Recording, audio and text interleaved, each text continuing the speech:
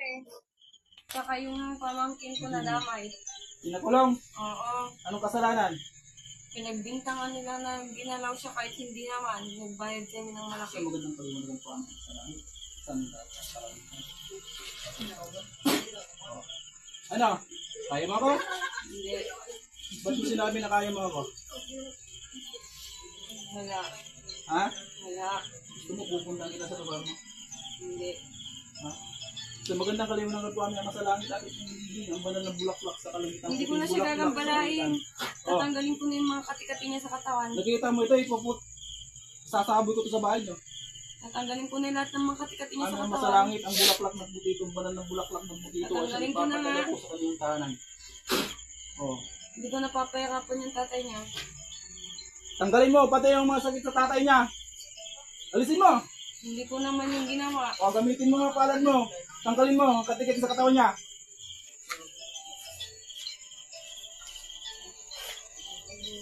Hindi ko yung ginawa. Tanggalin mo. Yung hangin yung gumawa dun kasi. Ikaw yung nagpapakita sa kanya, ikaw sumusunod sa kanya. Oo.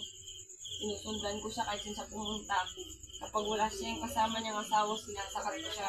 Ipakita ko sa kanya ni November 1. O. Tanggalin mo lahat. Hindi ko maabot yung likod.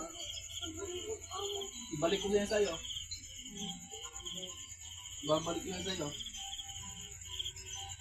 Hindi naman mangyayari sa kanya. Hindi niya ginawa yun. Hindi ko pupunyan ng parang. Naimbita ko sa kanya. Mayos lahat. Punyan ng Oo, parang. ayoko pang mamatay. Ha? Ayoko pang mamatay. Ayusin mo, tanggalin mo Oo. yan. Hindi ko na siya gagambalain. Kung pera pa, pag binalikan mo to, babalikan din kita. Oo. Higit pang mararamdaman mo dyan. Aming Ama sa Langit, hinihiling ko po. Hinihiling ko po aming Ama sa Langit, ang tali ng kalangitan na siya magtatali sa liig ng mga mangkukulam at mambabarang. Oh. Pusang maghihigpit sa'yo yan pag ginawa mo ulit yan. Ha? Hindi na. Ayoko na. Pusang hihigpit yan. Pag ginawa mo ulit yan, mamamatay ka. Pusang hihigpit sa'yo yan. Oo, hindi ko na gagawin. Ha? Oo. Kakilala mo ba siya? Oo. Buntis pa lang siya noon. Yung sa anak niya, nilagyan niyo ba? Hindi.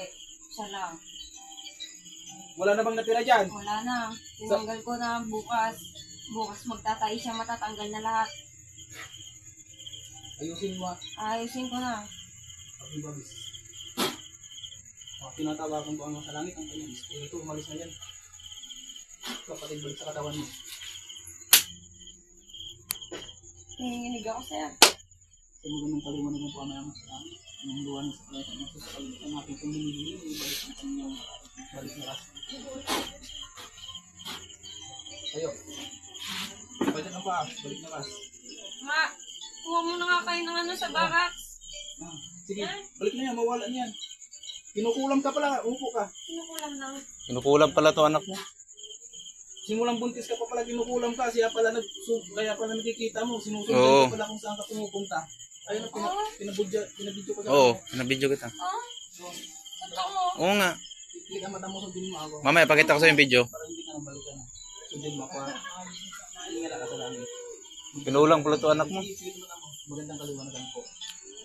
Kaya pala madaldal siya. Liwanag sa Hindi kalangitan. kanya eh. Parang Amang gusto sa kalangitan.